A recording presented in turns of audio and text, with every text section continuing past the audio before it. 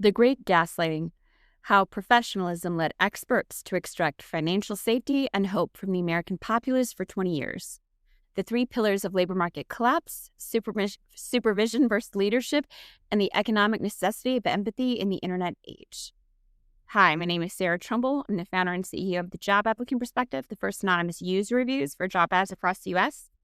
This is a level of go-to-market awareness as well as public service for all the gaslighting. I'm driving at a level of a paradigm shift, which is kind of big. And so I'm trying to meet people where they're at in a variety of ways, including this Substack, which comes out in written form once or twice a week, as well as video form like this and audio form on all the normal audio, Spotify, Apple Podcast style channels. So yeah. And I guess we'll just start from the beginning. As I write this, I keep thinking about The Expanse, specifically a moment early in this series when James Holden and the crew of the Rocinante destroy a ship engaged in what appears to be a Doctors Without Borders humanitarian-style mission bound for Ceres. The Expanse never treats this moment as simple villainy, nor does it flatten the reality of that horror. Holden knows what he is doing. He knows how it will look. He knows how it will feel to the people he betrays, to the people he protects, and to the ideals he holds himself. The authors are comfortable letting each reader decide what they think of Holden's choice. That's the point. The weight is never resolved for you. At the end of this piece, I'll return to why I consider Holden's leadership intact, precisely because of how he handled it, not in spite of it. For the record, as a systems thinker, The Expanse as a book series is chef's kiss. I really agree with the authors in their approach in that the way to really see a system is to humanize all the actors involved. Systems tend to crinkle up actors into making you think these are villains and these are heroes, and people are neither, and once you uncrinkle them, you get to see the structure that's at play that causes people to be perceived one way or another. In my opinion. Speaking of which, the dedication of this piece to the betrayed and the blinded, to the coerced, unpaid American workforce in an identity reinforcement market, those who performed 20 years of ever-increasing labor while being told their exhaustion was a personal failure, who were shamed for not escaping a system that was structurally designed to be incapable of honoring them or their needs. And to the professionals who loved and succeeded in their fields, who followed every rule of the old paradigm only to realize too late that they were supervising an abattoir of the market system and the American economy that they relied on, loved, and respected. This is for both of you, because what comes next requires you to see each other clearly. The lens that was missing, supervision versus leadership. Before we talk about collapse, we need a distinction. A supervisor manages outcomes from a system. A leader is accountable to the people inside of it. Supervision is light. You hold one reference frame. You're holding the system. Leadership is heavy. You're connected to all of the reference frames of people existing within that system, as well as the system itself. One is loyal to the system. The other is loyal to the actors within the system. Supervisors have power. Leaders have responsibility. Supervisors follow scripts, optimize funnels, and meet metrics. A supervisor honors the system. When harm appears, the supervisor says, who didn't follow the process? Why? Humans incapable of measuring up don't get the pleasure of being part of that system. Leaders notice when procedures diverge from human reality. A leader's loyalty is to humans. When harm appears, the leader says, the process is wrong and I am responsible for noticing. Systems serve humans or they are discarded or remade. In the field of education, it's kind of like, do the books dictate to the teacher or does the teacher utilize the books for their purpose? It happened in education too. For the last 20 years, the professional class was structurally rewarded for supervision and structurally punished for leadership, not because professionals were full of malice, that's structurally exhausting to carry out at mass scale. We see none of that. It's just tiring to be like out to hate everybody all the time. But because professionalism itself trained them not to feel the weight of the people beneath the metrics. It trained detachment, not empathy, disconnect, not understanding. Once people became roles, cues, or filters, you don't lead them, you supervise what comes out of them. This distinction matters because everything that follows is what happens when supervision replaces leadership at scale. The category error, the professional blindfold. Don't talk about your hiring process. It makes you look unprofessional. You've heard this. You may have said it. We all have inherited this norm. No one chose it. No conspiracy spread it. It was reinforced quietly, professionally, everywhere. And that's the first thing to understand. The training was not chosen. It was absorbed.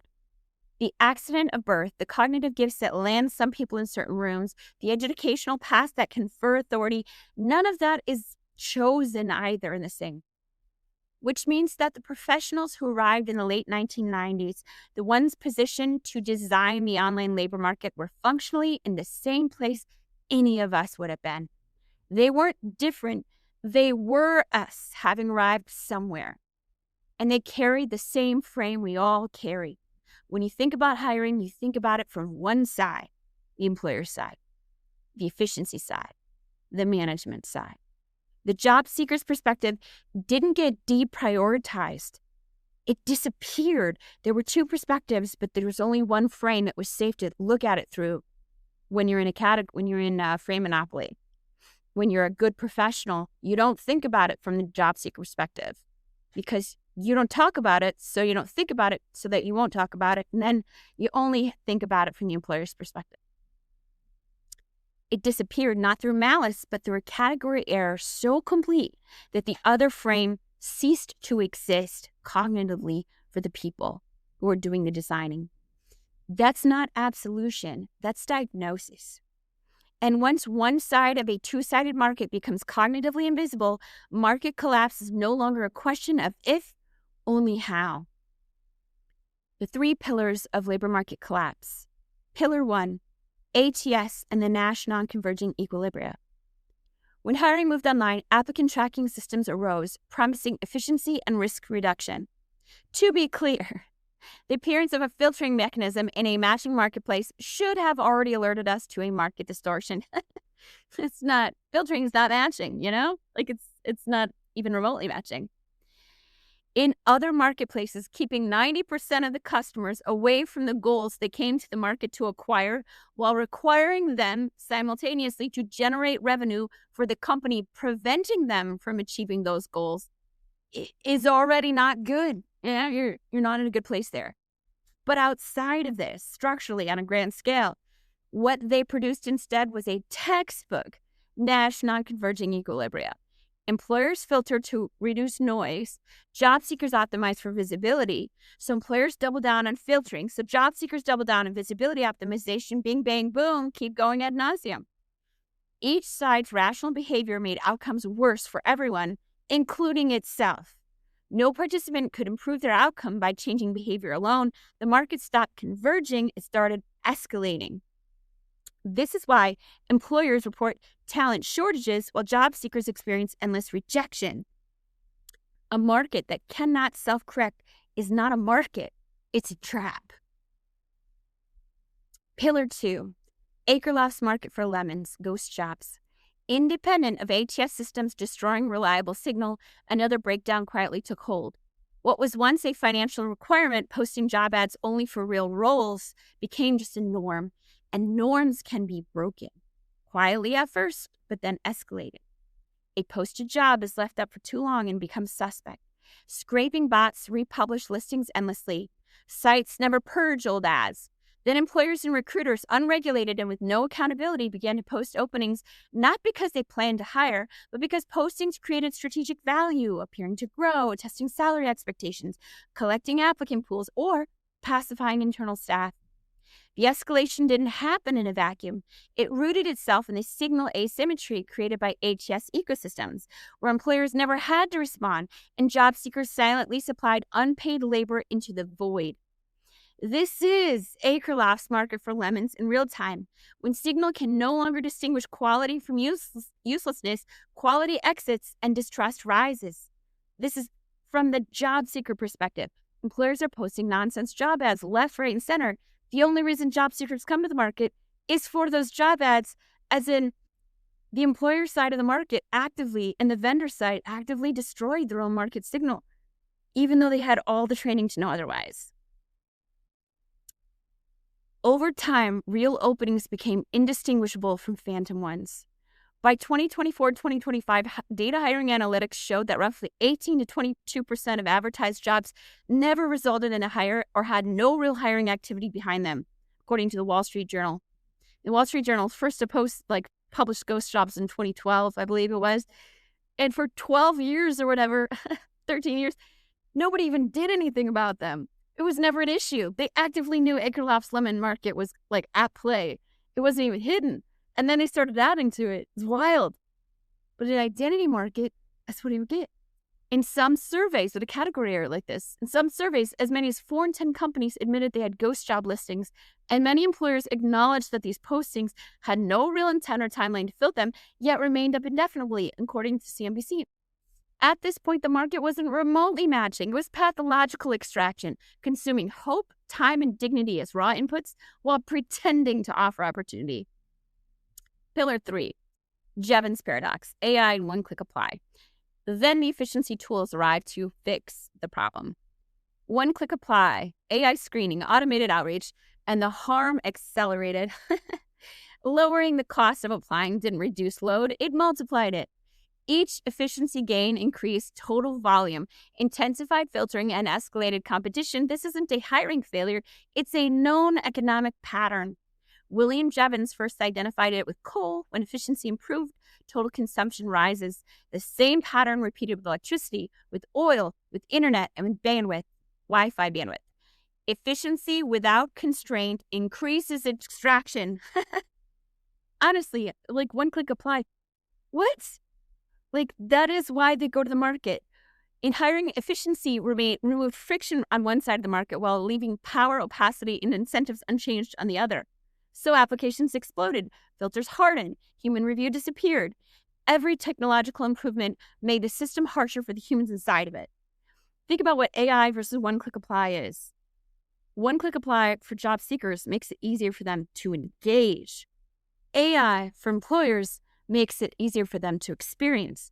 The market is doing its utmost to make the user experience of the people who don't drive its revenue really great, while doing its utmost to ignore the fact that the user experience for the people that do drive its revenue is awful, because their bad user experience is the profit driver. They can't escape the market, then they don't have a choice, right? This is this is trust versus trust theater, when the user experience for one side is really important, but that's the side whose time and energy don't drive the revenue. The engagement for the other side is important. Every technological event, this is where job seekers felt it viscerally. Hundreds of applications submitted in good faith. Silence as the default response. Self-blame offered as the only explanation. The system didn't become more humane as it became more efficient. It became more punishing, because efficiency was applied to throughput, not care. Trust versus trust theater. And efficiency without care is engagement, not resolution. Profit extraction for the vendor, but not value add to the stakeholder. Employers didn't listen. They kept buying access to this. The gaslighting loop. The data existed. The harm was visible. The research was published, but acknowledging it required leadership, and leadership was costly. This wasn't only about training job seekers to be seen as untrustworthy. It also unfolded inside a patriarchal professional culture, one with a familiar operating logic. Empathy flows upward, harm flows downward. It's more like if empathy flows upward, you aspire to be better, as in you put out a performance of perfection. If empathy were to flow downward, you would aspire to be real. You'd aspire to be authentic, and they don't. I think of that as almost like a reflection of your inner self. And if you flow it upward, then you're putting on theater, you're putting on a performance of trying to be like that versus you feel it down, you're trying to put on a performance of like honoring what is, you know? People inside the structure are trained into emotional repression, not by choice, but by survival. It's a kind of psychological foot binding, like instead of Chinese foot binding, psychological foot binding, teaching you that your inner self isn't worthwhile if it's not perfect. Narrowing the range of feeling required to maintain status, authority, and composure, that training produces stability for those at the top and systemic blindness to suffering below. You can see the pattern everywhere. Thousands of untested rape kits sit unfunded for years, while a single murdered billionaire triggers an immediate nationwide manhunt. Yeah. I mean, in the same day that guy got shot, that healthcare exec, I believe like 7 bodegas, people got shot across New York City. None of them got that treatment. You know, it doesn't even have to be about rape kits versus murder. It's the same thing. It's like care, concern, and consideration isn't for people. It's for, yeah. Attention follows power. Care follows status. We're a hospital that only gives blood to the healthy people. Leprosy, you know? So when harm appeared in the labor market, the system did not produce accountability, it produced defense. When job seekers complained about ghost jobs and ATS black holes, endless rejection, the professional class redirected blame downwards. Your resume is not optimized. You don't have the right skills. You're not networking enough. Couldn't possibly be the other way around. Structure of failure was reframed as personal inadequacy for 20 years. Yikes. This wasn't cruelty born of sadism, though. It's important to understand that. It was cruelty born of entitlement. The entitlement not to feel, to treat harm experienced by those under your care as unrelated to your role. It was supervision protecting itself. Professionalism used as insulation. Detachment mistaken for neutrality. And the gaslighting worked, not because job seekers were weak, but because the system was designed to ensure those with authority never had to carry the weight of what they built. Again, I really think detachment frames itself as neutrality, but it's more outsourced ability to be manipulated. Like if we have 3 actors, A, B, and C, if I detach myself from B, I do that maybe so that I can view B rationally, so to speak. But what actually happens is that I leave myself open to whatever C thinks about B. So that because if I'm emotionally attached to them, I'm willing to listen to them. Failure to have empathy for a group just means that you're not really going to hear anything they say. Discernment is outsourced, outsourced objectivity. It's not, detachment is outsourced objectivity. Discernment is insourced objectivity. But it's not to say that you don't have to be careful on this score. You do.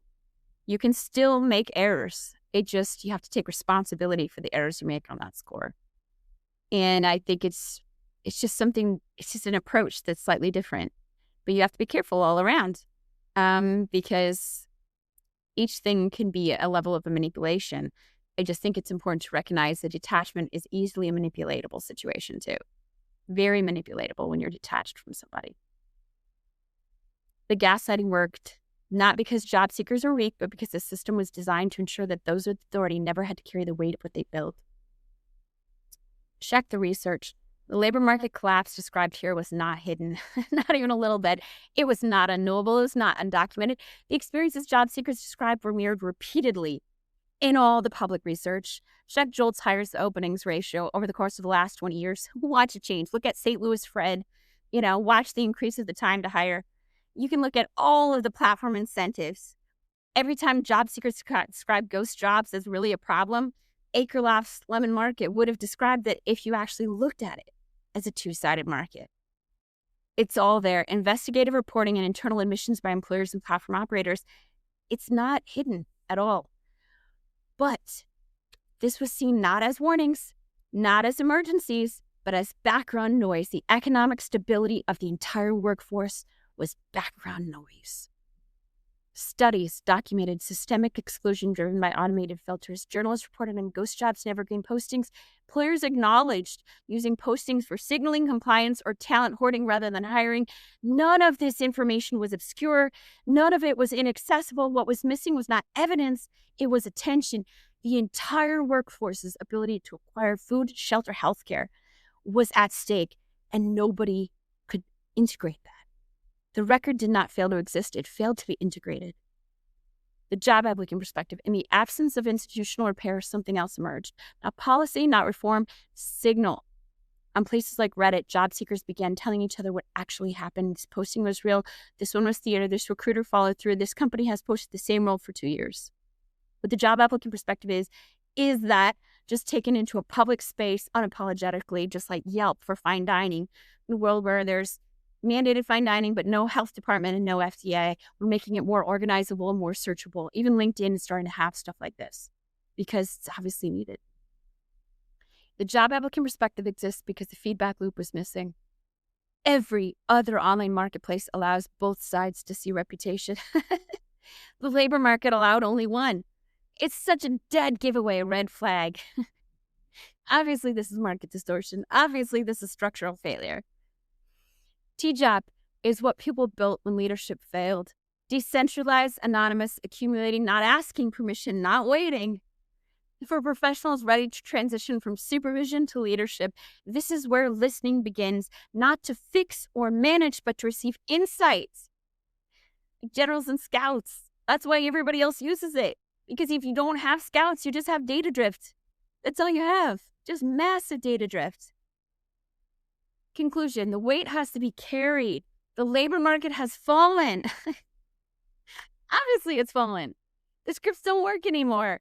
The professional frame that insulated experts from the human cost of the systems cost all of us everything. The contract, the social contract, is just shredded to pieces over the last 2 decades. Of course, there's civic instability. When you absolutely wreck the entire country's ability to access food, clothing, shelter, and healthcare, you're gonna get civic instability. It's not confusing. The only people who think this labor market works are the people who don't use it to find access to food, clothing, shelter, and healthcare. We don't need supervisors now. We need leaders. Leadership doesn't mean action first. It means feeling the weight you were trained to set down. That's hard. I believe it. What Holden did mattered, not because it was clean, not because he carried the cost himself instead of outsourcing it downward. This is what this moment requires. No more frame monopoly, no more emotional insulation, no more supervision masquerading as expertise. Empathy is no longer optional. It is infrastructure. It is infrastructure. It's infrastructure for adaptability. Adaptable markets are empathetic. Period, point blank. Adaptable people are empathetic to themselves, which means they're empathetic downwards. Because when you're empathetic downwards, you're reflecting an inner state that says my vulnerabilities are worth care. My injuries are worth consideration, whether they're physical or emotional. My lack of strength in one area or another is worth protection. That's what empathy downward means. That's why it's so important. And once you're empathetic to yourself, empathetic downward, this self-reinforcing loop, you also become extremely adaptable. It's adaptability. We are in an adaptable age. The internet made the world a snowstorm. We need to listen to people on the roads. Okay.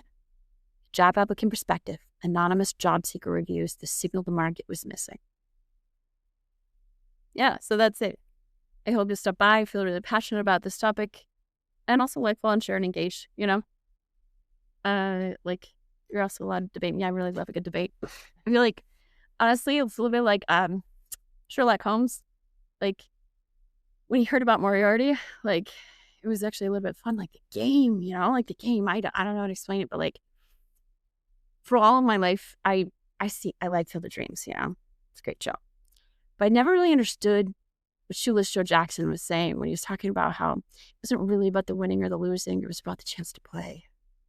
I feel that about this. Like, the chance, I love a good puzzle. And this is a magnificent puzzle, like chef's kiss, you know? So it makes me feel very alive to play. But yeah, no, it's a serious game. It matters. Harm is happening, you know?